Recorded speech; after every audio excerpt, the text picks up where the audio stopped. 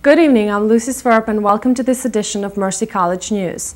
After searching for several months, WDFH Radio has a new home. It seems that Mercy College has offered the station use of its space in exchange for services to the college. Lucy Swerp has more on that story. Back in December of 2000, WDFH entered into an agreement with Mercy College to bring a licensed radio station to the main Mercy campus located here in Dobbs Ferry, New York. The college administration committed to providing space and facilities in exchange for the internship opportunities for Mercy College students.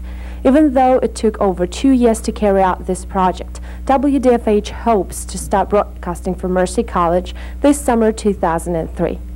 The main obstacles were getting the plans and designing engineers on campus to look at the facility and make it user-friendly for a real radio station. And that took some time. The station should be up and running this spring into the summer. While the president, Lucy Lipovsky, expects the station to raise the prestige of Mercy as an educational establishment, she is concerned with the station's First Amendment rights in light of becoming an opinion maker in the Westchester area.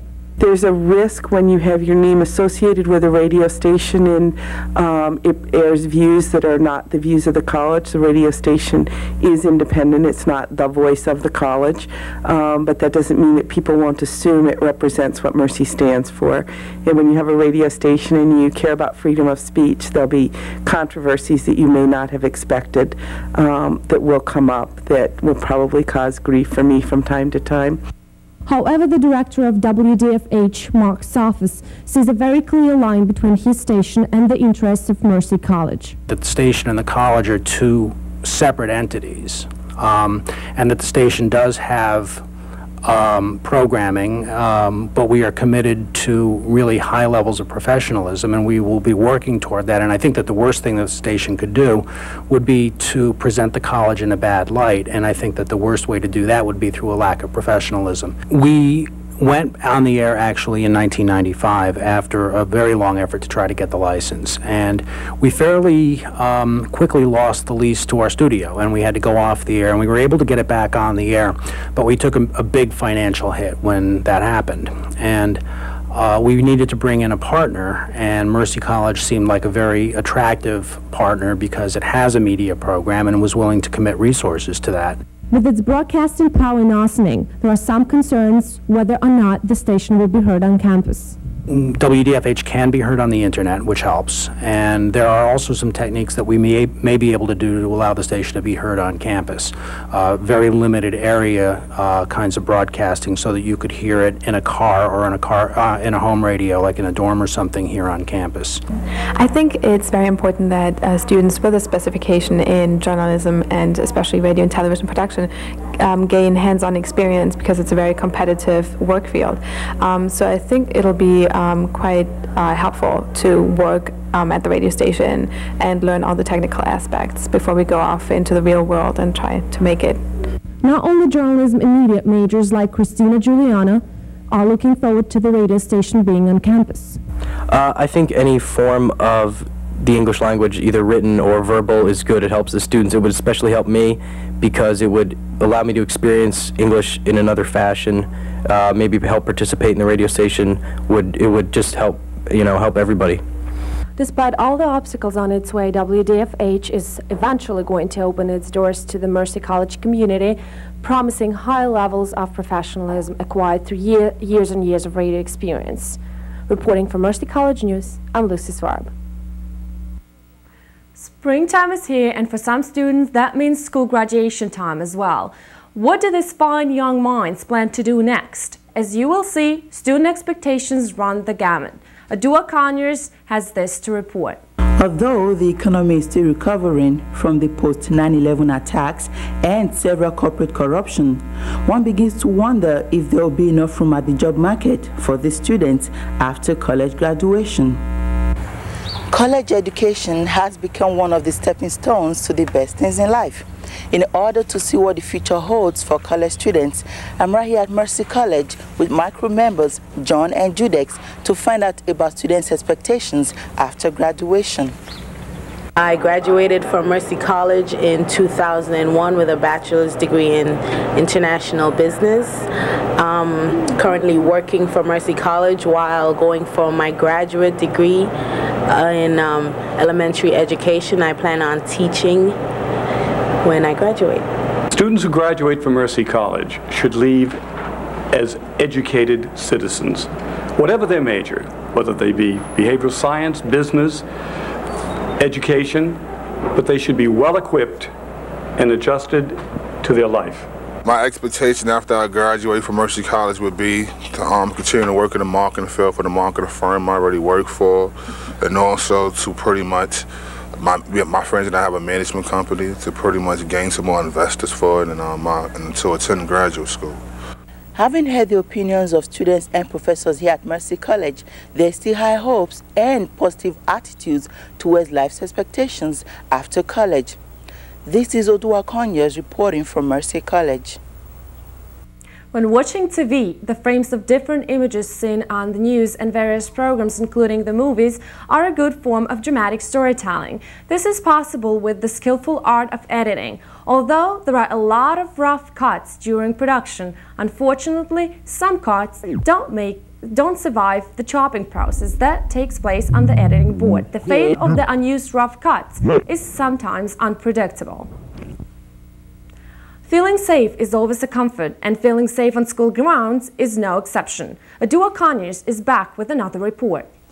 Every day we worry about safety, whether at home, work or school. Today we are here at Mercy College campus to talk about safety. A lot of Mercy College students and professors depends on the Metro North trains. The train stop from Mercy College is Ardsley on Hudson, but the distance between the stop and the campus is a very long and deserted footpath. You know, I feel that Mercy College should maybe take more emphasis into protecting the parking lot a little bit better. There's been some incidents on campus that I feel maybe they could, you know, secure a little better as far as watching over the cars, because some cars have gotten damaged or broken into and stuff like that. I am concerned that students are safe at all times on campus. My own class hours are such that they're daylight hours when I teach, and the safety factor is not as great, say, for students on the campus at night. From my experience, I've seen people who I know do not attend the school, but come here and utilize the system without not even being checked or being authorized or anything like that. So I think security measures needs to be stepped up as far as that is concerned. Oh yeah, you got to be careful though, because I had a little accident a couple of months ago. Somebody backed right up into me, so you got to watch both sides and up and down. But they have security though, so I think it's pretty good. The safety director at Mercy College, Mr. Peter DeCaro, was unavailable for comment due to a busy schedule. Despite the overall feeling of safety here at Mercy, students are still concerned about safety. Reporting from Mercy College, Odua Conyers. Space has always been an issue at Mercy College. Cramped facilities make it uncomfortable for students and faculty alike. The college has made an effort to spread itself out with the hopes of alleviating its overcrowdedness. Nicole Dessou has this to report. Industrial Park in Yonkers has become a new home for Mercy College. Due to its overcrowded space, the college has been forced to look elsewhere to accommodate the overgrowing population of staff and students. The office space is definitely much better than we had in Dobbs Ferry. If you saw our old office, we were in the basement with no windows, and we were there for 25 years, so this office space is definitely much better. It's airier, and the bad part is we don't see students anymore. For the students who are at Dobbs Ferry, as far as, you know, dorms and things like that, I don't think it's fair at all to have to commute down to Yonkers. Because if you live on Dobbs Ferry, the campus is right there. You can walk into class in some pajamas. For me, the change was good because I live 10 minutes away. So for me, it was convenient. While some believe the move of faculty and staff is impractical, others have a different point of view. It's convenient because they're all in the same place. However, the hours, they have office hours 9 to 5, when some of the outside campuses work 9 to 7. So if you need to reach anybody between 5 and 7, you can get them. As for during the rest of the day, I think it's a good idea. You can get them on the phone anytime. I think it was a good move for Mercy College. I think that we just don't have the space here to house everybody and to get everything accomplished that we need to do. As we can see, the relocation of offices to iPark has affected staff and students in different ways. It is obvious that the adjustment period will take a long time. Reporting from Mercy College, Nicole Dessou. TV production courses at Mercy College have much to offer. They are specifically designed to orient students in a variety of radio and television professions. As students prepare for the job market, they will acquire skills and knowledge of the radio and television industry. This will help give students the advantage they need to start their careers. If you are interested in radio and video production, this program can prepare you for a variety of career possibilities. Expansion could lead to a host of unforeseen problems, and the Dobbs Ferry campus has definitely had its share. With so many responsibilities to be accounted for, some items are bound to slip through. Nicole Dessou is back with another report. The ongoing construction at Mercy College's main campus at Dobbs Ferry has become an inconvenience, disgrace, and embarrassment to all. Horrendous sites, gross conditions, and below-average maintenance have all contributed to the current state of existence and low campus morale as a whole. Gym conditions at Mercy are atrocious and unfit for athletic activities. Inadequate. The gym is inadequate. It should be renewed at first opportunity. There's no question about it. It's bad. Not made up for people of a college level. It certainly can be better. I've been here now for over 30 years, and I've never seen the quality of the campus look as poor as it has in general, not just the gym, but I think the whole overall campus is looking very tired, and it needs to be improved. These are the dorms Mercy students are living in. As one can see, living conditions here are not up to par. The bathroom conditions are really bad. I mean, it's cleaned very well during the day, but at night the bathroom conditions are very bad. The showers are malfunctioning. I mean, we're shelling out like thousands of dollars here, and we're not getting our money's worth basically. In the dorms, don't get me started on the dorms, because the things I've seen in there is, you wouldn't think it's a dorms, you would think it was like a crack house or something. It's amazing. I mean, there are leaks all over the school. I've seen, roaches, rats in this. I mean, it's ridiculous. It's crazy. We pay way too much to come in, and I've heard in the dorms that there are times when the heating is off for months at a time. In the wintertime, it's crazy. Even the conditions in Mercy's parking lot are horrendous. The large potholes can be hazardous to students and their vehicles. With tuition at $10,000 a year, expectations for the campus conditions are great. But the question remains, are the students getting what they pay for? Only time will tell. Reporting from Mercy College, Nicole Dessou. After a long and snowy winter, as you can see, spring has finally arrived. With the temperature rising, the will and persistence of Mercy College students gets challenged as they make it through this last torturous week of finals. As you can see, we did not find that many bookworms here at the Mercy College Library on this sunny Monday morning. While the war in Iraq has come to a close, many are concerned with the way the media has covered the story. Christina Giuliano has more on this story. Real battles in real time have been brought into our homes and onto our television sets 24 hours a day.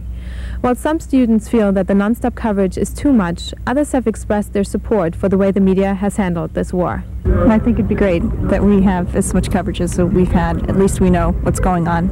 24 hours, no. It's too much, and to a point it can be just too gory. When asked about whether or not the public should be able to watch the horrors of war, some students had this to say. Yeah, absolutely. Maybe they'll think twice about going into another war. If they want to, yeah, it should be an option. Even though faculty and students agree that it is important to know what is going on in terms of this war, many are concerned whether or not the information they are receiving is accurate and represents the whole picture. What we're seeing is not necessarily what is happening. So I would say that could be an advantage. It's certainly an advantage for a nation who's trying to galvanize public support around the war. It's a disadvantage for people who may want to see kind of a multifaceted picture of the war and see its complexity and the grisly aspects of war that we often don't see in terms of these pictures. Well, we saw this kind of war coverage for the first time in the Vietnam War, and I think it's even gone a step further at this point.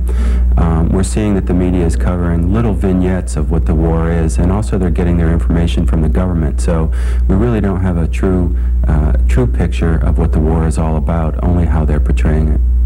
Lucy Swarup, a journalism student who is currently interning at Fox News Channel, has experienced firsthand that portraying the news fair and balanced often presents a challenge to the media. I know that they try to promote themselves, and they have this everywhere, this saying that they're fair and balanced in whatever they cover. But I believe that every news channel spins news their own way, and there's no way you can go and find real news that is not spinned in any way. With all the different television news channels claiming to portray the truth of this war and bombarding the home audience with colorful pictures from the battlefield, Gary Fetzer points out the importance of seeking alternative media outlets to get different perspectives to come closer to the truth. You really need a balance. You can rely on TV a little bit, but you also have to take a look at some of the print publications. The more broader perspective you can get from different sources, you're probably going to get a clearer picture of what's actually going on. 3D animations, live interviews, and embedded reporters with the military have made it possible for the public to watch this war as it unfolds. But as shown in the footage, Mercy College students and faculty have mixed feelings about this unprecedented form of war coverage. For Mercy College News, I'm Christina Giuliano. This brings us to the end for now. Don't forget to tune in again. I'm Lucy Swarup for Mercy College News. Have a good night.